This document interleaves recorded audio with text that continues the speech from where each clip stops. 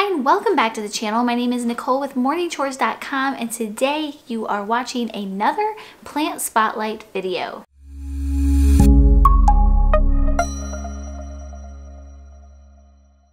Today we are spotlighting chamomile. I thought we would venture away from the vegetable family and head over to the herbs and try chamomile. There's a lot to learn about it. It's a very interesting plant.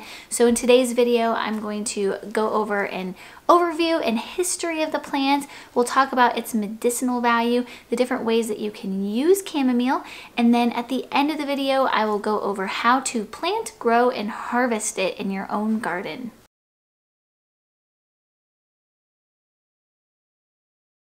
There's mainly two different varieties of chamomile known as German chamomile and Roman chamomile. They're slightly different in the shape of the flowers and their aromatic sense as well.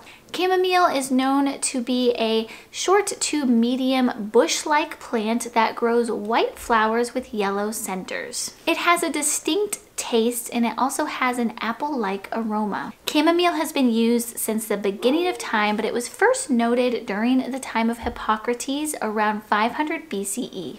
The ancient Greeks, Romans, and Egyptians used chamomile, mainly the flowers, to treat erythema and cirrhosis caused by dry weather. It was also used during this time as a calming beverage. Sounds familiar? Chamomile tea, anyone? It came into widespread use during the medieval age and it was often prescribed by doctors to treat intermittent fevers.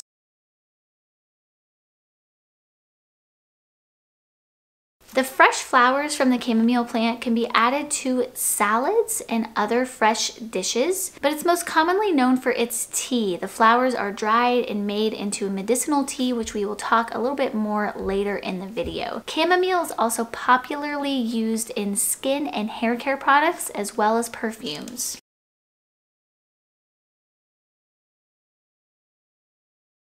Now, before we get into the medicinal properties of chamomile, I do want to stress that I am not a medical doctor, so please seek the advice of your medical doctor before trying any of these things at home. Chamomile is mainly used as a tea, tincture, and essential oil when it comes to medicinal use. The tea is made from the dried flowers, and usually you steep the flowers in hot water for 8 to 10 minutes. And then the flowers are strained off, and you can add honey if you'd like, or just drink it straight.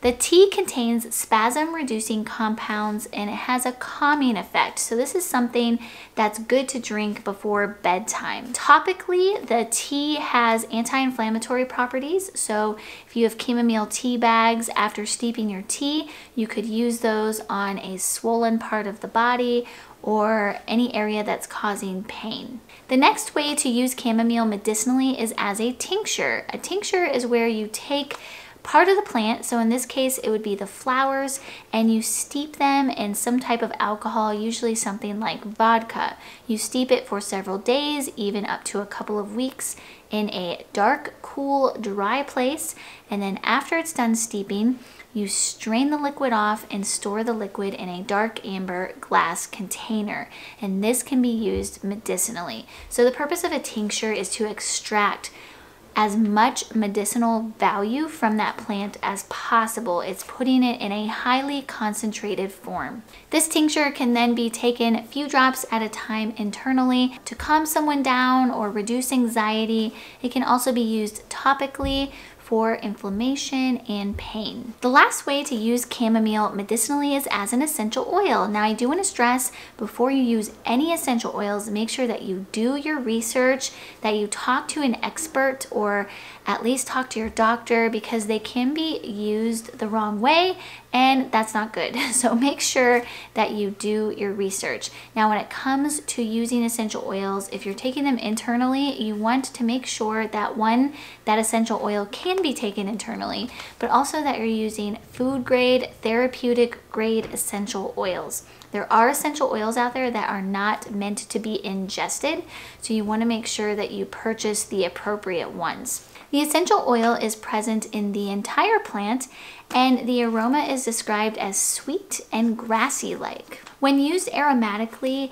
it is said to calm someone down and to reduce pain and anxiety. When blended with a carrier oil such as olive oil, it can be massaged into the skin over an area that may be inflamed or is causing some kind of pain. You can also add the essential oil to a bath and use it in a compress as well.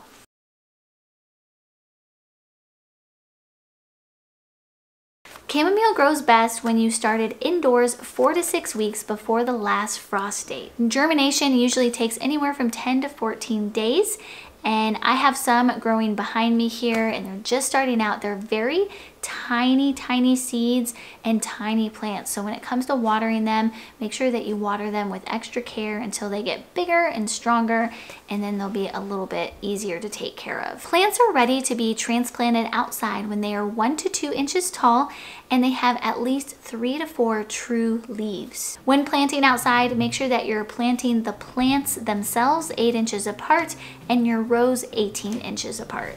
Chamomile requires light sun and they like sandy, loamy soil that is well drained. Chamomile is an annual, so you will have to replant it every single year, but if you buy non-GMO heirloom seeds, you can take one of your plants, allow it to go to seed, and save seeds for the following year.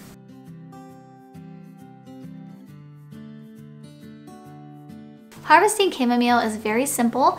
When the flowers appear and they are in full bloom, simply pick the flowers off by pinching just behind where the flower meets the stem.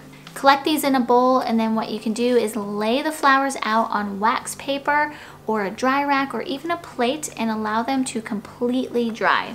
Once they're dried, you can store them in an airtight container and use these for your own chamomile tea. Not interested in growing chamomile in your own garden to make your own tea? Well, there is a company out there I would like to recommend. This is Traditional Medicinals, and I have here organic chamomile with lavender.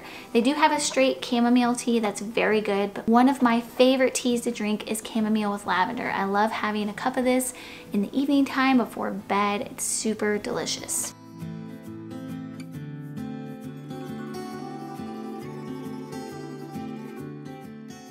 Thank you so much for joining me in today's spotlight video. I hope you enjoyed it and that you learned something new. I know some of you had commented in the last spotlight video some things that you would like to learn more about. I believe lettuce was one of them, so I do have those on my list. But if you're new to the spotlight series and there's any plant you would like us to do a video on, just leave it in the comment section below. You can also head over to morningchores.com where you'll find all kinds of information on homesteading, gardening, DIY, and much more. Have a great day, and we'll see you next time.